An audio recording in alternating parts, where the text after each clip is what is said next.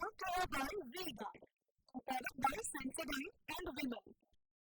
Beyond Zubal. Gir સોમનાથના મોટા સબઠિયાળામાં આવેલી સ્વામિનારાયણ ગુરુકુળમાં બાળકને સાધુ બનાવવાના ઈરાદે બ્રેન વોશ કરવાનો આક્ષેપ થતા ખળભળાટ મચ્યો છે. બાળકના પિતાએ સ્વામિનારાયણ ગુરુકુળના જનાર્દન સ્વામી સામે ગંભીર આક્ષેપો કર્યા. સાથે જ પરિવાર વિરુદ્ધ ઉશ્કેર્યાનો પણ પિતાએ આક્ષેપ કર્યો છે. આ સમગ્ર ઘટનાનો ખુલાસો પિતાએ બાળકના ફોનમાં થયેલા ફોન કોલ રેકોર્ડિંગના માધ્યમથી કર્યો. સાંભળો આ બાળક અને સ્વામી વચ્ચેની આ વાતચીતની ઓડિયો ક્લિપ. કેસરિયાથી મન જોગી થયું રે, દિલ ઝૂમે જુઓ મત મસ્ત થયું રે. કેસરિયાથી મન જોગી થયું રે. હર પળ મનાવો કેસરી त्योहार. વિમલ, બોલો જુબાન કેસરી. Hello hello. अरे अरे अरे अरे गुरु કેમ છે? સારું. કાનાને કાલ ફોન કર્યો તો પણ નહોતો ઉપાડ્યો. જઈએ ઉપાડ્યો તો પછી ઓલા ફોનમાં ન કરાય? પછી ચાર ફોન ઓલામાં કર્યો તો તમારામાં. એવું હતું? અને કેદી આવવાનું છે? તમે કે કાલે આવી જાઓ. કાલ? હા હા રેડી સર વાટ જોઈશ. કાલે સેટિંગ કાલે તો પરમ દિવસે ફાઇનલ. હા હા અત્યારથી નહીં કહેતો ફોન આવી ગયો એટલે કાલે સવારમાં કીધું મને જ મૂકી દેજો.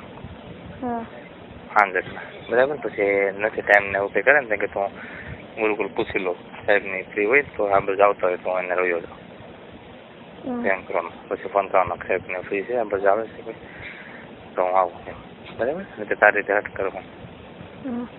કાલે લઈ આવજે. હટ રાખવાની હો. અને પછી ના પડીને એવું કરે ને તો ખાવાનું બધું બંધ કરી દેવાનું. પછી ક્યારે આવે એમ કહે ને તમે પાછું આવી આવે તો એક દિવસ પાછું આવી જાય એમ કહેવાનું. તો એક ખેડૂતે સંસ્કાર સાથે પોતાના સંતાનને સારું શિક્ષણ મળે તે માટે ગુરુકુળમાં ધોરણ 8માં મૂક્યો હતો. પિતાનો આક્ષેપ છે કે ગુરુકુળમાં થયેલા બ્રેન વોશિંગને કારણે પુત્રએ ઘરની માયા મૂકી દીધી છે અને કોઈ પ્રસંગમાં આવવાની ના પાડી દેતો હતો. હાલ પરિવારમાં ચિંતાનો માહોલ છે. બાળકને કઈ રીતે આ બધામાંથી બહાર કાઢવો તે અંગે પરિવાર પણ ચિંતામાં છે. માતા પિતાની આ વેદના સાંભળી તમારી આંખોમાં પણ આંસુ આવી જશે. 8થી ભણે છે ગુરુકુળમાં અને અટાણે 10માની પરીક્ષા પૂરી થઈ છે. પરીક્ષા આપીને પૂરું કર્યું. વેકેશન પડ્યું ત્યારે લેવા ગયો ત્યારે આવ્યો નહીં. એટલે એમાં સ્વામીનો એના માઇન્ડ વોશ કરેલો છે. એટલે પછી મેં ધક્કો ખાધો. બીજી વાર હું ગયો તો એ મારીને લઈ આવ્યો. પછી અહીં ઘરે ખાધું નહીં. પછી બીજા દિવસે એ ભાગીને વહી ગયો.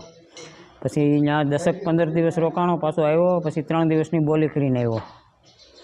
પછી એ રીતના એ બધી મેટલ આવી. પછી મેં એપ્લિકેશન નાખીને એનું બધું રેકોર્ડિંગ કર્યું છે. સ્વામી એ વાત થાય છે ને એ બધી, અને નોટબુકો પકડવાની છે 3. અને સ્વામીના કહેવાથી અમારા ઘરમાં કંઈ શાંતિ રહેવા દીધી નથી.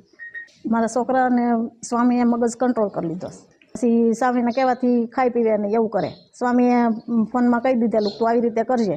ને લખાણે અમારી પાસે છે એનું સ્વામીનું.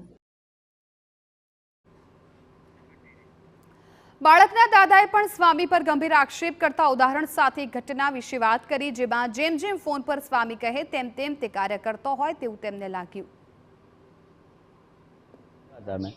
પછી અમે મનાવ્યો ને અમે 2 કલાક મનાવ્યો, અમારથી ન માન્યો. પછી સ્વામીને ફોન કર્યો કે ભાઈ આ ગાડી હેઠળ નથી થતો. અમે 4 વ્હીલર લઈને ચડી આવ્યા. અમે પછી એની કાઢી કરી, ખૂબ મહેનત કરી, પણ ગાડી હેઠળ ઉતર્યો જ નહીં. પછી સ્વામીને ફોન કર્યો ને એટલે સ્વામીએ કીધું કે ગાડી હેઠળ ઉતરી જાય જમી લે. એટલે જમી લીધું. પછી જમવાનું જ બંધ કરી દીધું. અને બીજા દિવસે મોકો મળ્યો એટલે ભાગી ગયો. અને ભાગી ગયો એ સ્વામીએ અડધી કલાકમાં અમને ફોન કર્યો તમારો દીકરો અહીં આવી ગયો. 12:30 છોકરો ઘેરે હતો. 1:30 વાગે છોકરો સમઢિયાળા ગુરુકુળે પહોંચી ગયો. જોકે આ સમગ્ર મામલે જનાર્દન સ્વામી દ્વારા કોઈ પ્રતિક્રિયા સામે નથી આવી, જેને લઈને અનેક તર્ક વિતર્ક થઈ રહ્યા છે. પરંતુ ગુરુકુળના પ્રિન્સિપાલે પ્રતિક્રિયા આપતા કહ્યું કે ગુરુકુળની અંદર ધર્મ અને શિક્ષણમાં બંને મુદ્દે અભ્યાસ કરાવાય છે. જેમાં બાળકનું મન સાધુ બનવાની ઈચ્છા વ્યક્ત કરે તો સ્વામી કે ગુરુકુળનો કોઈ વાંક નથી.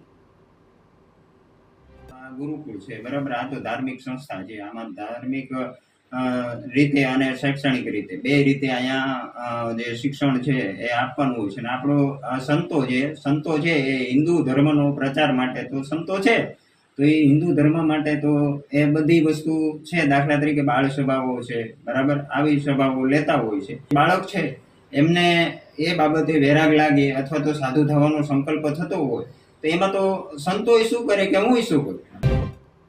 વિદ્યાર્થીનીની નોટબુકમાંથી સ્વામીએ માતા પિતાનો આદર કરવાના સંસ્કાર આપવાના બદલે માતા પિતા વિરુદ્ધ કેવા કૃત્યો કરવા, તેમને કેમ પરાણે બનાવવા તેવા પણ લખાણ સામે આવ્યા છે. હવે જોવું રહ્યું કે જનાર્દન સ્વામી આ આક્ષેપ અંગે શું જવાબ આપે છે.